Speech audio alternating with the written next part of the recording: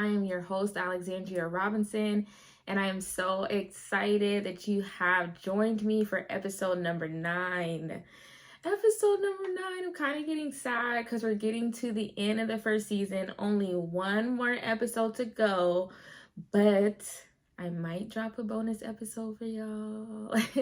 I was thinking that because I'll be on maternity leave for a few months, that maybe I'll just drop another episode to keep you guys, engaged, and I don't know. We'll see. So I have been failing to mention for all my listeners on the different platforms that I am putting up video episodes on YouTube. So you can go to my YouTube channel. I believe it's just under my name, Alexandria Robinson. But you can also search the podcast. You can listen to the podcast on YouTube, and you can also watch the video responses on YouTube as well. So those are up if you are watching right now. And I drop the YouTube episodes on Fridays. So if you are watching right now, you see me in this beautiful hat that I am sporting. This was handmade. She did not ask me to do this, but I am so in love with this hat that I was like, I have to show this. So I always talk about all the cousins that I have. I have a bunch of them, and the girls, no shade to the boys, but the girls are so talented. Like, they crochet, they do their own nails, they do their own hair. Like me and the older ones of us, skipped us a little bit. Skipped us. But this hat is like the cutest thing, and she handmade this thing. Like she handmade this. It's crazy. So anyways, I'm sporting this hat. I will link her Etsy boutique in them. I think she makes them as the orders come in. But I just had to wear this. I'm planning on keeping it on the whole time, but y'all know your girl's 9 months pregnant. It gets hot. I got these lights on, so if you see it come off, if you're watching and you see it come off, just roll with it. But I'm, as always, really excited for today's episode. This one actually took me a second to really wrap my mind around, because this is something that I'm processing. This is something that I've thought about for a long time, as I've already said about many of these topics in these episodes. But I was a little hesitant. I was kind of dragging my feet. I was really procrastinating. I just wanted to be able to get my thoughts together and really get across what I'm trying to say. So today's episode is about revenge. And I've been singing it to this tune of revenge. How many of us want it? And then the follow-up question is, how many of us get it? Like, I did this Instagram poll where I was asking people, do they get revenge? Do they not get revenge? Or are there times that you wish you would have gotten revenge and you didn't? And majority, I don't remember the exact percentage, the majority said that they would love to get revenge, but they never do. I think there was only one person that said that they get revenge. But majority, everyone either said that they don't get revenge or they want to get revenge, but they never do. And I am definitely in that last category. I have been trying to think of revenge stories and times that I got revenge, which there are a few that came to mind. So we'll talk about those in a moment. But majority of the time, it was just fantasizing about it, dreaming about it, talking about it. Ooh, the things that I could do, the things that I could say, the things that I want to do, but never actually getting revenge. And I'm not saying that that's a bad thing. I'm just saying that is the reality, honestly. And so we're going to talk about it. We're going to talk about revenge. But we're really not just talking about getting revenge, because I think that there are more people who desire to get revenge and who don't. And that's what we're going to talk about. We're going to talk about how you might spend years, or let's say it like this. You might flash back to a situation that happened years ago and still think, man, I should have. Man, I could have. I still could, And we have all these different terms for revenge, right? Getting even, payback, getting your lick back. I like to say that one. I always say get my lick back. Getting your lick back. I just heard get back the other day. Like, we have these modern day ways of saying that we want to get revenge or that we're going to get revenge.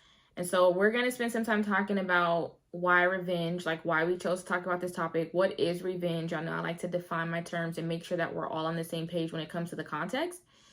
And then I'm gonna share some revenge stories, and then we're gonna get into like why that desire doesn't aid us, especially on this journey. So let's get into it. I'm so excited. So going into this episode, some of my preliminary questions that I wrote down was like, what does revenge do for us? Does revenge really satisfy us, or do we always have to get revenge? Like when I say that, it's like, if I actually do get revenge, do I have to keep getting it, or will getting revenge one time, will it satisfy me? And then I also had this question about, is revenge a form of closure? So that's where I started with my thoughts. I started with just those questions and really trying to tease out, was this a worthy topic? Why did I want to talk about this? And why did I feel like it was necessary, to talk about it and spend an episode on it? And I realized that on this journey, we're going to struggle, right? We all know that. And I'm talking about just a journey of life. We're going to struggle. And I read the other day where it was saying that an inevitable and unfortunate fact of life is that we are often going to be mistreated by others. And I would almost go further to say that there's no one that will walk this earth that will not face some type of mistreatment from someone. A lot of times, unfortunately, that mistreatment does come from the people that we know. And even when it doesn't, I think that it hurts more when it comes from the people that you know and the people that are supposed to know you. And so because of that, some of us have heard, take the higher road, be the bigger person. And I go back and forth with my parents on that be the bigger person bit, because this is a, random example, but there were times being the oldest child that me and my brother would go back and forth, and he would antagonize me and he would bother me.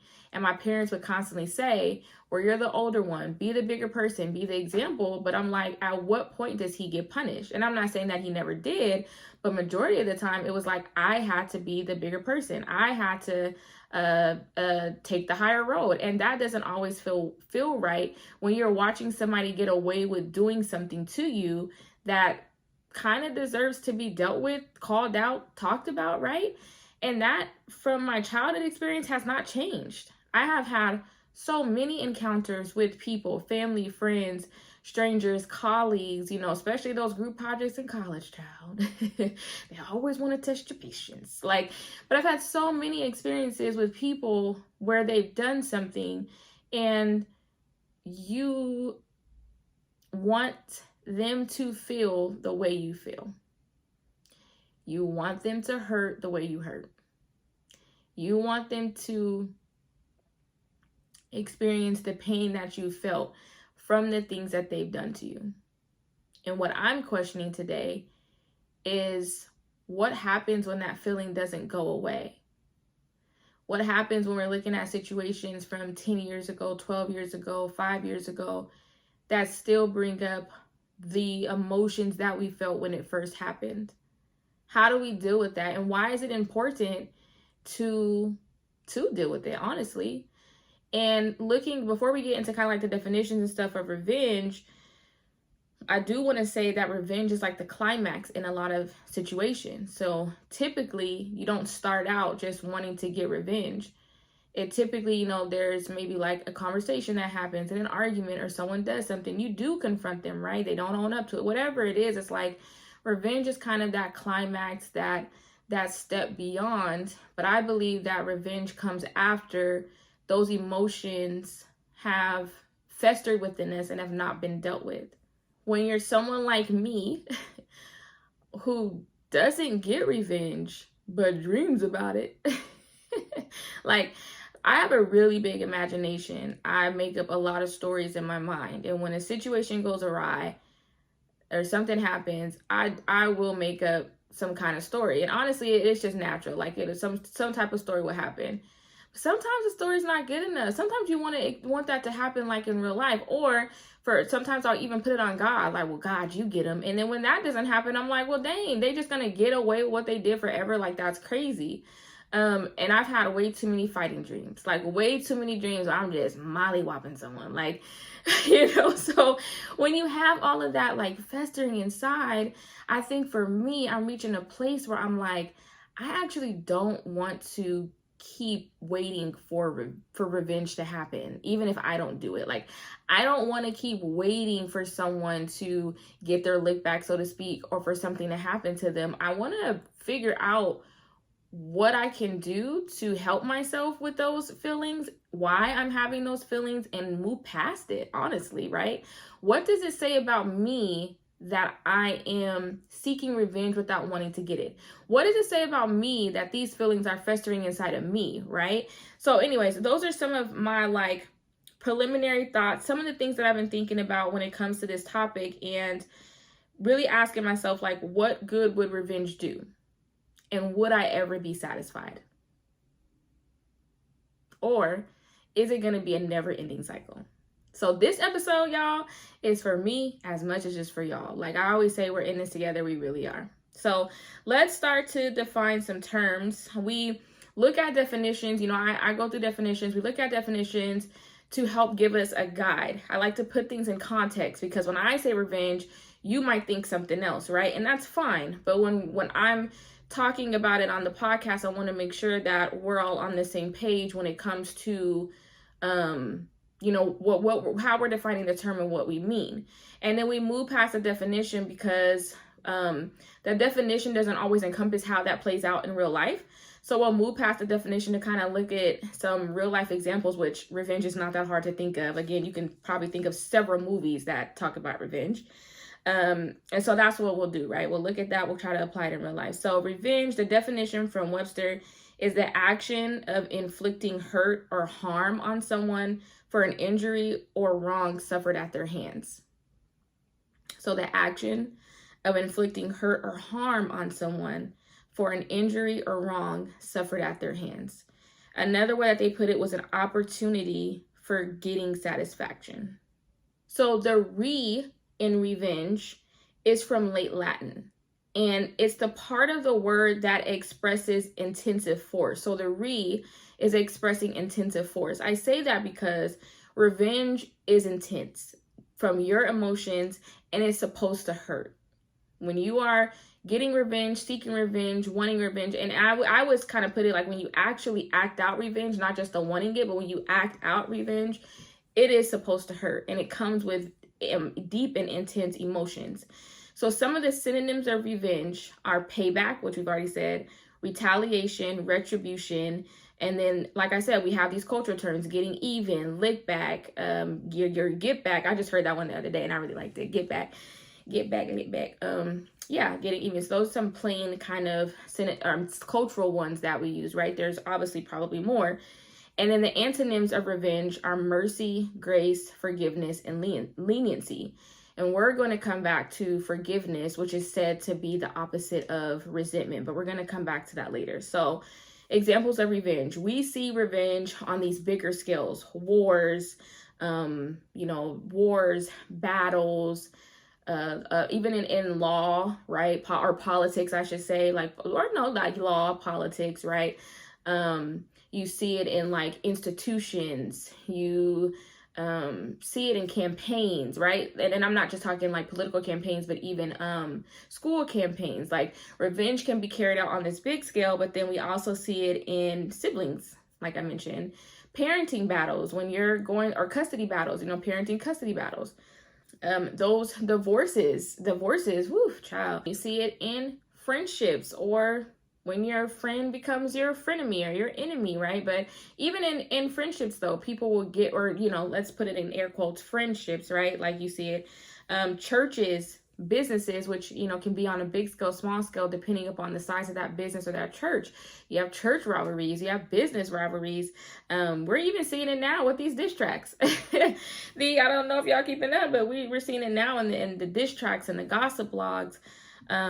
We see revenge. So that's like where we see revenge, and how we see revenge come into play is through exposing or telling someone's secrets through the cancel culture, right? Because cancel culture is not always done for the right reason. Someone could wear the wrong thing or say something that you don't agree with that's not necessarily wrong, but if you don't agree with it or the culture doesn't agree with it, then it's cancel culture. Like, we're going to take away the things that you have, right? Publicly humiliating or shaming someone, sabotaging people at work, sabotaging their reputation or their work projects, or even, like I said, school projects, college projects. You see it in breakups, cutting someone's clothes, cutting out their face in pictures, ruining the gifts that they've given you. Your whole point in getting revenge is that you want them to hurt how you hurt. Even if you're not sure that that's what's gonna make them hurt, you want to do something that inflicts, again, that harm, that pain. Like, your intent is to hurt them. So throwing their stuff out, lawsuits like we talked about, playing mind games, being manipulative, cyberbullying, stealing, excluding people from activities to like punish them, right? And then at its highest peak, we have physical violence. Some of the best examples come from movies. When you watch something where someone gets their revenge and it just makes you feel so good. You see someone being treated bad and then they get their lick back and you're like, yes, you got it. One of the best, I think, revenge stories that I thought about, I know there's several, like there's Mean Girls, John Tucker Must Die. These are rom-coms. So if y'all are not, they're not really rom-coms, they're like teenage coms. I don't know what they're called, but they're movies that probably not everyone has seen. But like, again, Mean Girls, John Tucker Must Die, Why Did I Get Married has that scene in it. But I think from my personal kind of what I watch, one of the best revenge stories is Diary of a Mad Black Woman. And if you have not seen it, I'm just going to tell you about it real fast. But in that movie, she's married to this man. He ends up leaving her for another woman. They have been married for like, I think, double digits, 13 years, 15 years, something like that. And he comes in one night and he's like, I'm leaving you. I got kids. She had always wanted kids. And then what happens is later on in the play and the movie. No, I think the same thing happens in the play. So it's a Tyler Perry movie, but I think the same thing happens in the play as does the movie. I think he gets shot in both of them. But either way, in the movie, I think the movie does a better depiction of how she treated him. But he gets shot, and the young new wife don't want to take care of him. So he come back to her, and she, becomes his caregiver. And boy, she was starving him. He was paralyzed from the waist down, I believe. But she was starving him. She told that man clear off. Flipped him in the bathtub, and you're watching it and you're so, maybe it's just me, but I'm so satisfied. And I'm like, yeah, girl, get it, like flip him in that tub. But as I was thinking about, this episode of revenge, I'm like, man, that is such a good example of revenge. Like, the moment that she was able to get revenge, she took it. And I want to clarify, because revenge is not the same as like retaliation. Even though they're used interchangeably, there is like a difference. And I'll just put it like this. Revenge is almost always unhealthy, and it's driven by deep emotions to want to hurt someone, whereas retaliation is more about responding to an action directly, and it's not always driven by intense emotions, but sometimes for self-defense or protecting like your interest or someone else's interest. Revenge, oftentimes, like, it keeps going. It's very unnecessary. It, like I said, it heightens. Whereas retaliation, it aims to address the situation immediately without escalating it further. And one of the questions that I was saying that I have for myself is about that cycle. And revenge is usually a cycle. People going back and forth, or that person just not stopping, again, kind of reaching at that height where retaliation tries to restore a sense of balance without a cycle of like vengeance. So not everything is considered revenge. I say that because there are times when someone does something to you that is unfair, unjust, and wrong and needs to be handled. So if you're going to work and someone, I don't know, discriminates against you, or, I've had people talk to me crazy, me demanding respect, or me setting boundaries, or me, reporting it, those things are not revenge, right? I'm trying to protect myself. I'm sticking up for who I am. Again, I'm setting those boundaries. Or let's say you have set boundaries with a family member or a friend or whatever, and they continuously like step over those boundaries, right? It's not revenge to cut them off. It's not revenge to, you know, seek to protect yourself in a way that is best for you, right? So maybe you stop answering their calls, or maybe you were their ride and you no longer want to give them rides anymore. Like, those things are not revenge. Again, revenge is where you are intentionally seeking to harm or hurt someone for a pain that they caused you. I just like to say it as, you want them to hurt like you hurt. You want them to feel the pain like you felt pain. But I don't want people walking away thinking that every little thing you do, or sticking up for yourself or whatever, or even pacifying things that have been done to you, which we'll get into in just a moment, that those things are all revenge, because they're not. It's not okay for people to disrespect you and treat you unfairly. And in an ideal world, I think more people would be held accountable for the things that they do. Again, we're coming back to this idea that when they're not, or when they deeply hurt us and they can continue on to go live life, and that pain just festers within us, that's when we start to have those thoughts of like, man, I could air them out. Man, I could, tell their business. Man, I could, I guess that was the same thing, air them out. I guess air them out could be telling them off too, because like yelling at them, telling them off, right? Man, I could fight them. Like whatever that is for you, it's like, you know, when those feelings start to come up is what we're looking at, right? So I just wanted to make that clear. So now I'm going to tell my revenge story. We talked about a movie, but y'all, I was racking my brain and I was really trying to be fair. I was like, I'm not a saint. I know that my mind constantly makes up stories, but I gotta have some real stories in there somewhere. And I did ask around. I asked my husband, asked my best friend, and my cousin, who's known me all my life. I asked them both. I was like, do you guys know of any times that I like got revenge back? Luckily, they were like, no, I can't really think of any times. And my best friend, my cousin, like, she knows everything like I've been through with people. So if anybody would know if I've gotten revenge, it'd be her, because she probably would have been in on the plot, but she couldn't think of anything. However, I did. And it was so random that this story even came back to me. So I was in high school, I had this boyfriend, and we were on, I wouldn't say we were necessarily on and off, but being sheltered and I was actually technically not allowed to date. Sorry, Dad. But I was actually technically not allowed to date, but it was like junior year. I'm like, I feel like I'm a responsible person.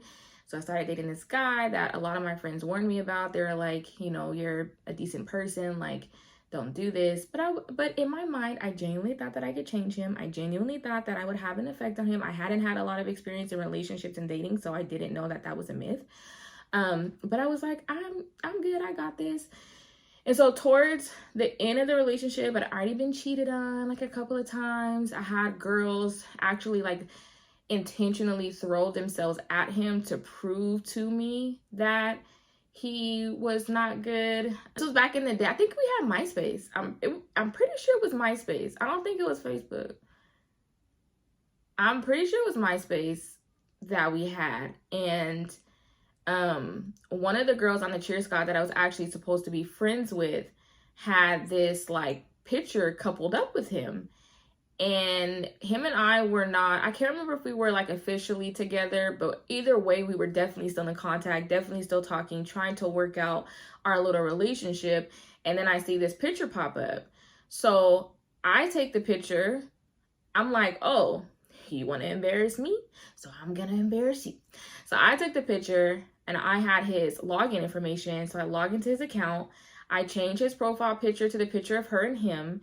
And I typed this status out I typed like a caption, and I think I typed a status about her, like, this is my girlfriend, this is my whatever, whoop. And of course he was getting like texts and stuff about it and getting asked about it. And then, she kind of got put out there too. And honestly, my intention was to hurt both of them, because you're supposed to kind of be my friend, at least at the bare minimum. We cheer together. Like, you could have had a little more respect because you know that we were just in a relationship, like, you know, we were talking, and then you post this picture of you two like booed up. So again, y'all want to embarrass me, so I'm gonna embarrass you. So I put the picture up on the MySpace, and then he called me and was like, why did you do that?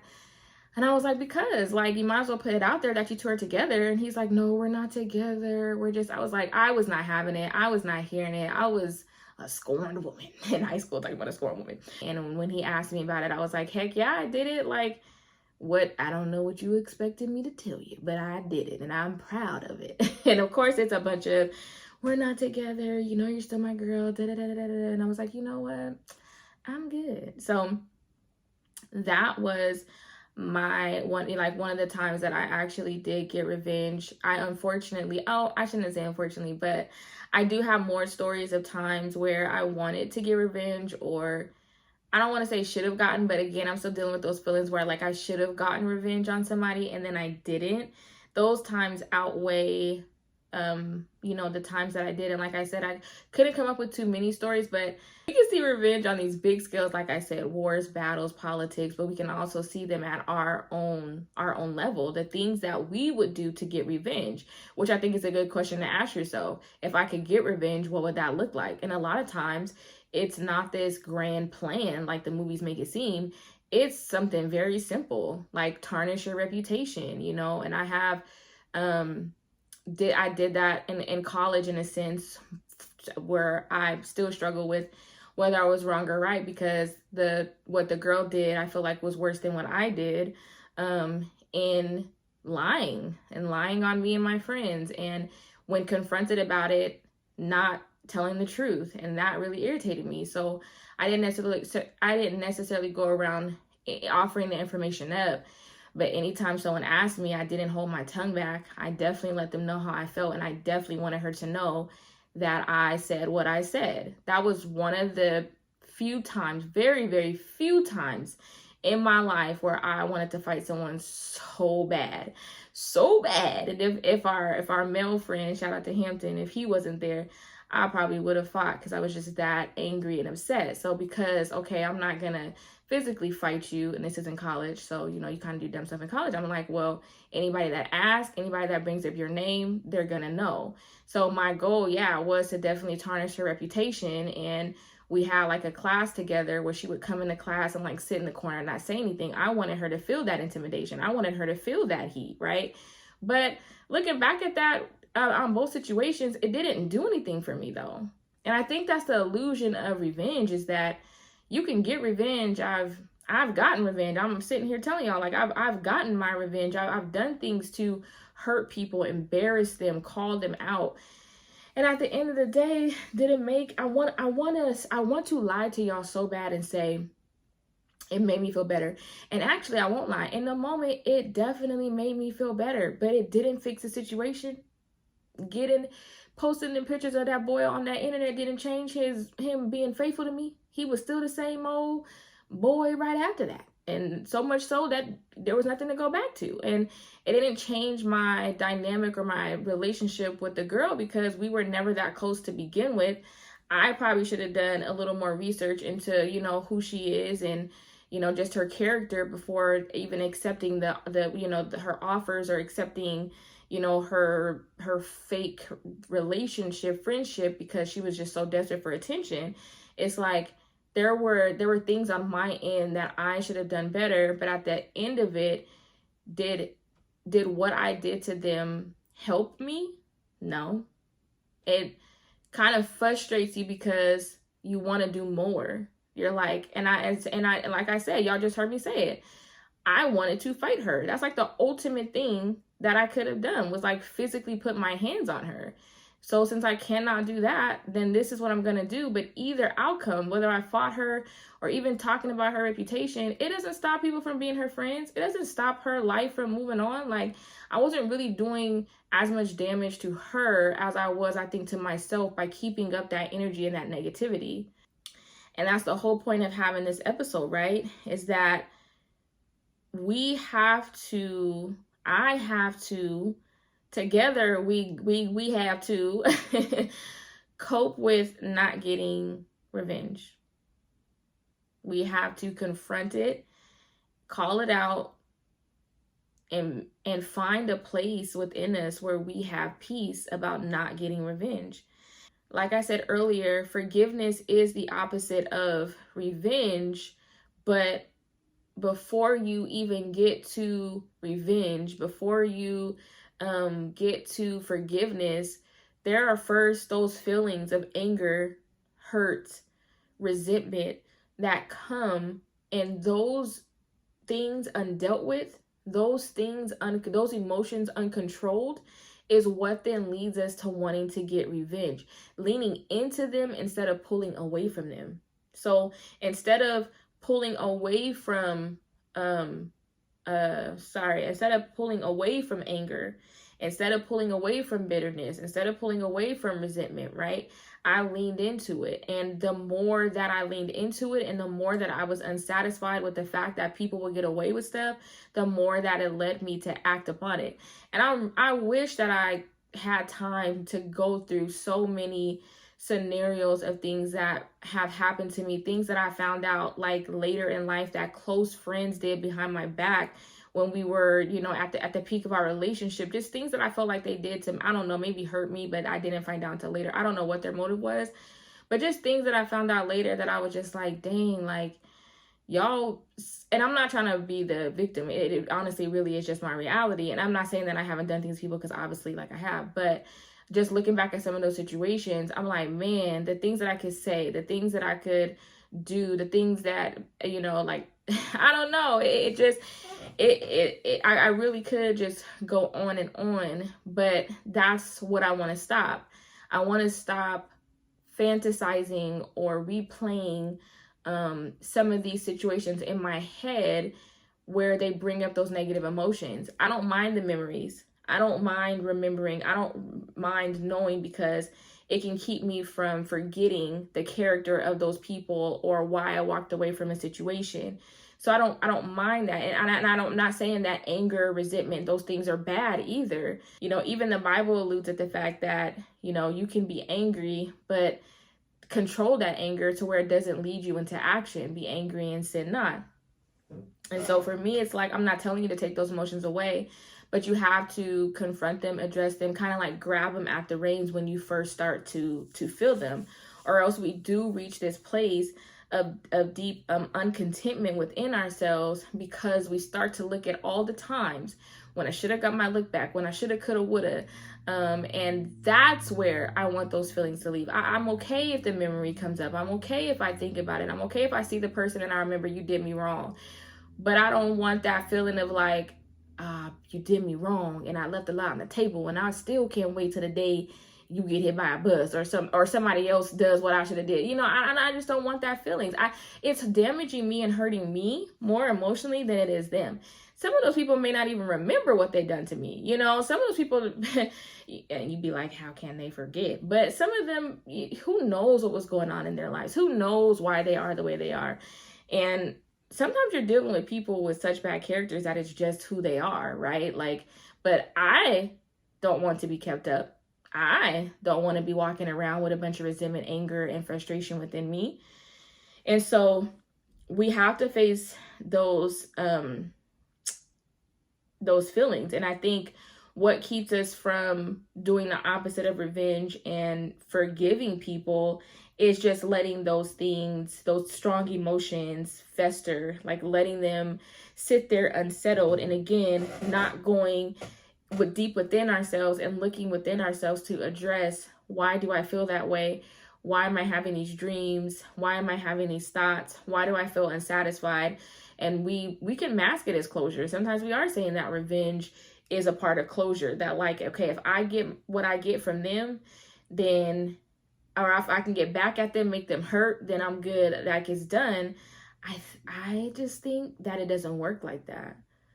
I think you're satisfied for the moment, but then your revenge is such a nasty thing that then you start thinking like, man, I went too small. It's like when you plan out, you're going to say something to someone, right?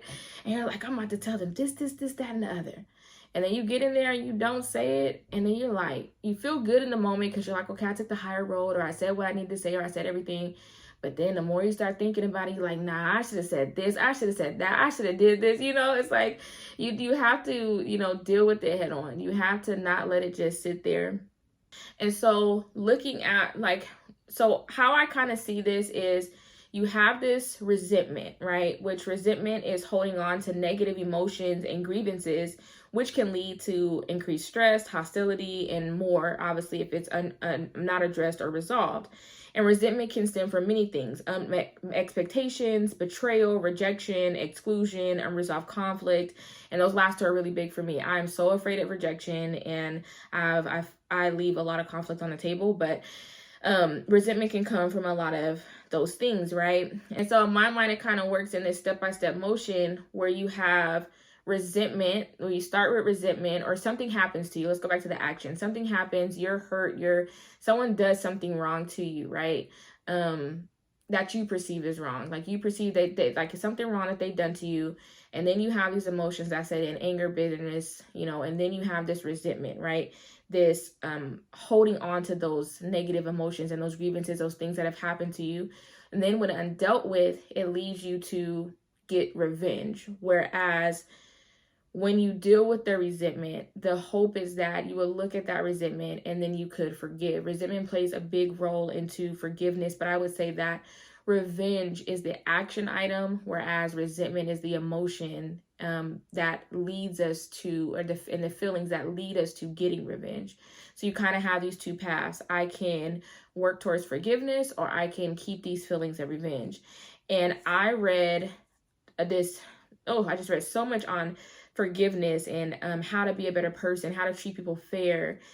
Let me say this about forgiveness before I kind of get into it, but there are so many varying views on forgiveness. And when I was reading about it, I understand why we all have these different phrases or quotes or ideas of what forgiveness looks like.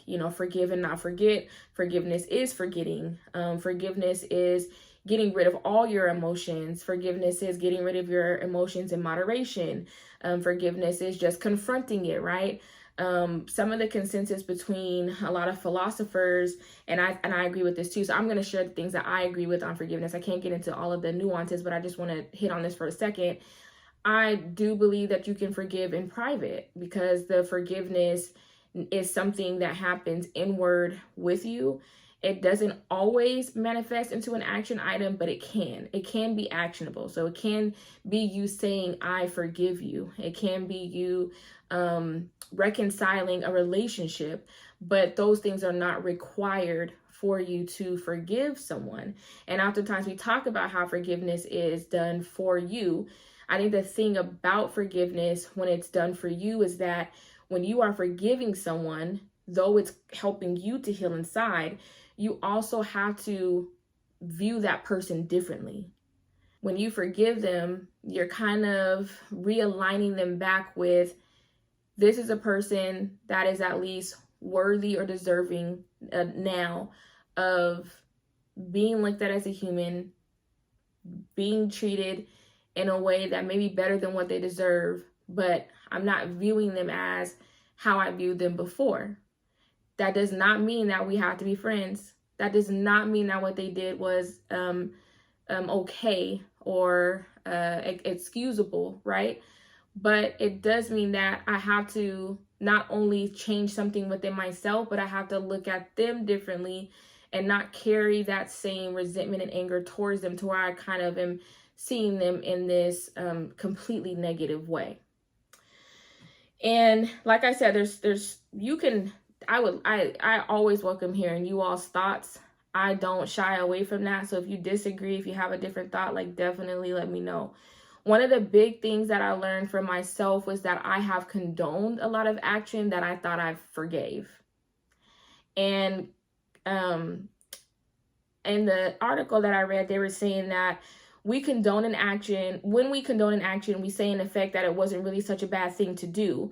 Condoning an action amounts to saying correctly or incorrectly that the action wasn't really that wrong. But this is not forgiving.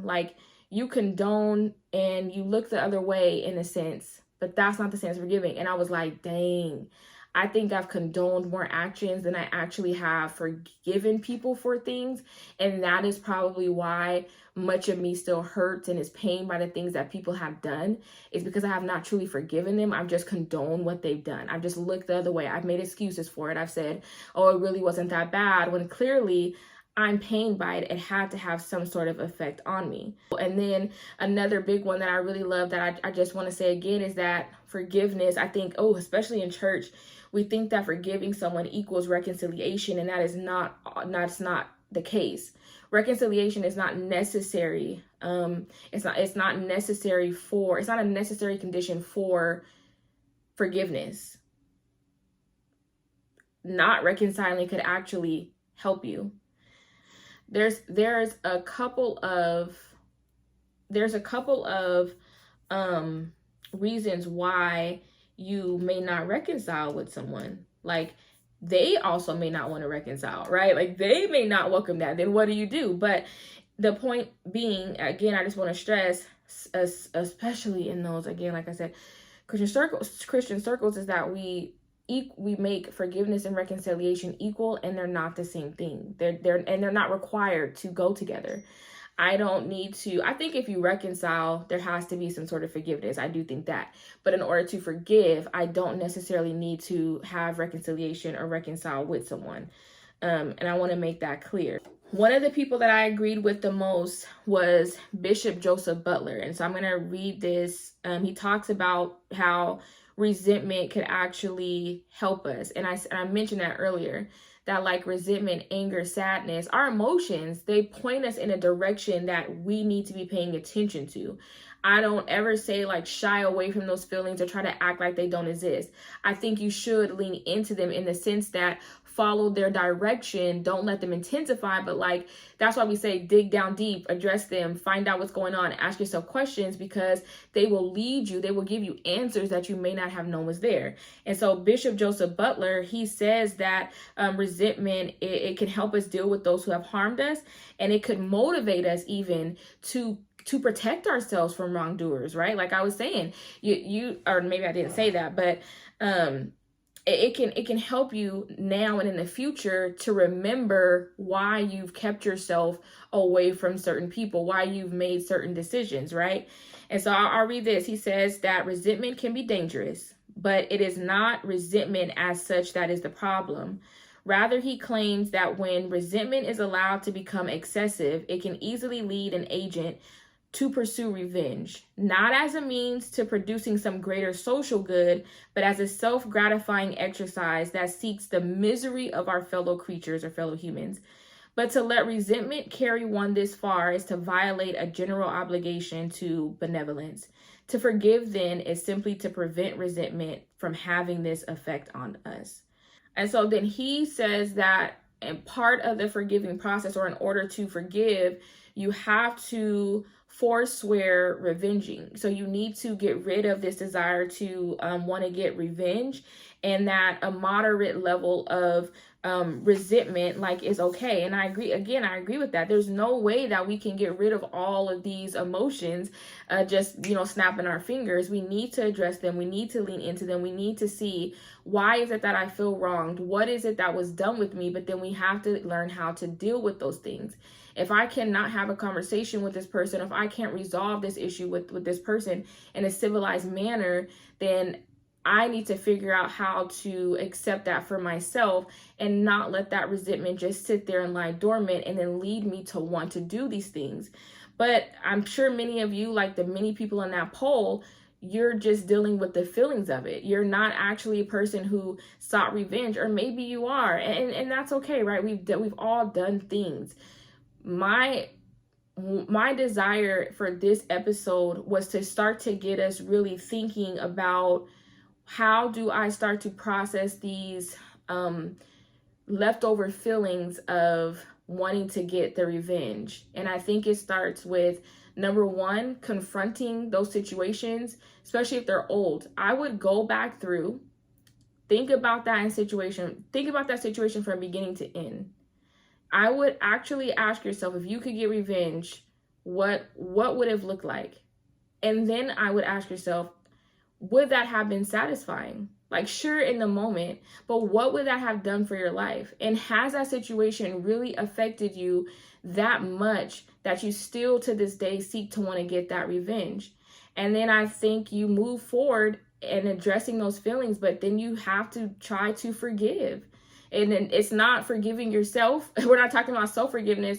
We're talking about forgiving that person. And I wanted to read this definition of forgiveness. So forgiveness is thought to involve the giving up of certain negative emotions towards the wrongdoer, the forbearance of negative reactions against the wrongdoer, and possibly the restoration of the relationship with the wrongdoer. So when you are forgiving, you're choosing to give up these negative emotions. You're at least, and I would say you do it in moderation. I may not be able to do it immediately, but I'm making a commitment that I no longer want these emotions to just lie dormant and stay festered within and just fester within me. And so in moderation, I start to let go of the anger. In moderation, I start to let go of that pain, that sadness, that resentment, right? Some people believe you gotta get rid of all of it. I don't think it will all just go away, but it needs to be controlled. A person who is looking within their soul, a person who is healthy, a person who is striving for that wholeness is going to have the capabilities to keep those emotions in a controlled form instead of letting them run wild and leading you to do things.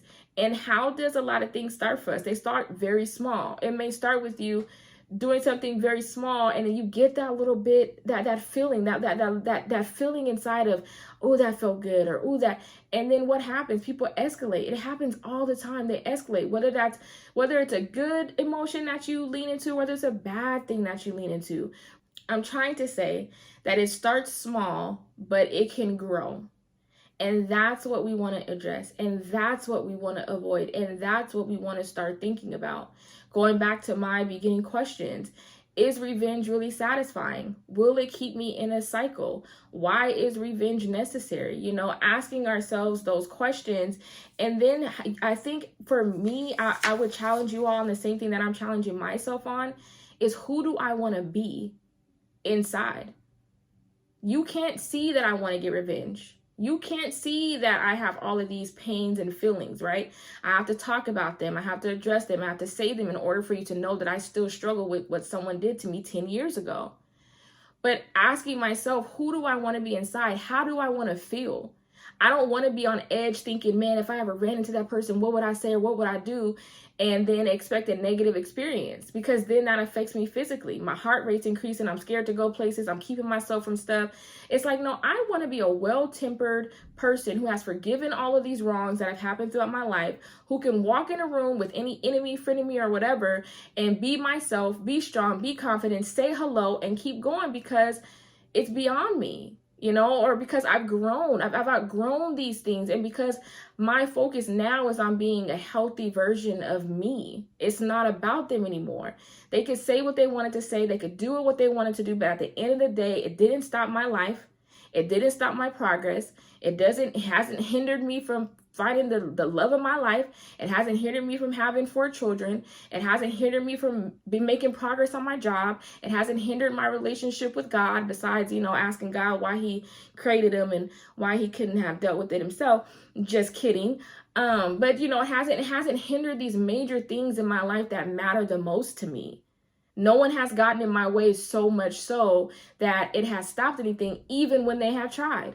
Period. Even when they have tried and thought, yeah, I'm going to keep her down. Yeah, I'm going to do whatever. Yeah, I'm going to say what I can. Yeah, I'm going to take her man and I'm going to ruin this project. And I'm like, they can try. They can keep trying, but you get back up. Because at the end of the day, they're focusing on, you know, the negative and trying to get back at you. And my focus is on growing me. No matter what obstacle, no matter what anyone has done. And revenge is only going to be a hindrance on my journey, an obstacle on my journey, and not a help. Revenge is only going to make me look dumb and make me look silly and bring me down to their level. And I'm not trying to be that person.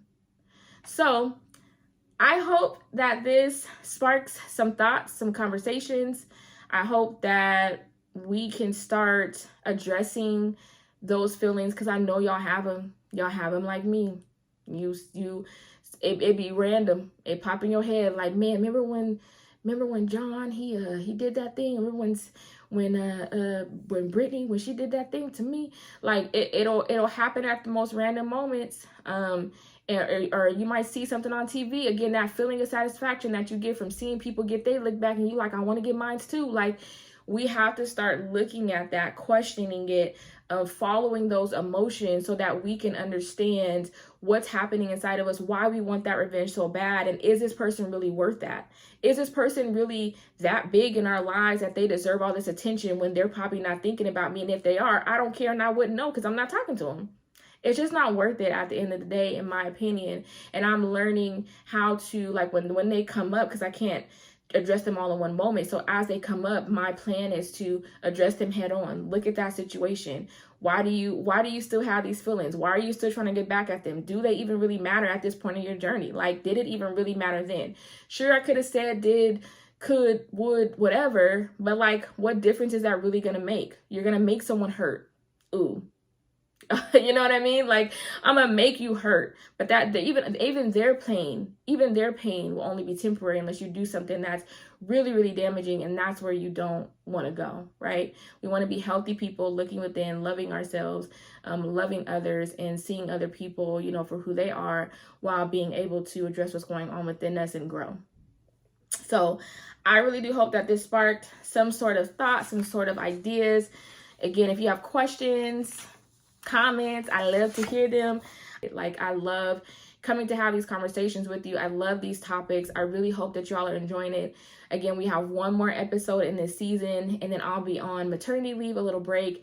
And I'll let you guys know, follow Renovating the Soul on Instagram, and I will let you all know about when the new season will start. And I'm pumped for season 2 to build off of this season and to get into some stuff in season 2. And we're going to try to have some guests next season. Like, you guys stick around. But thank you all so much for being here.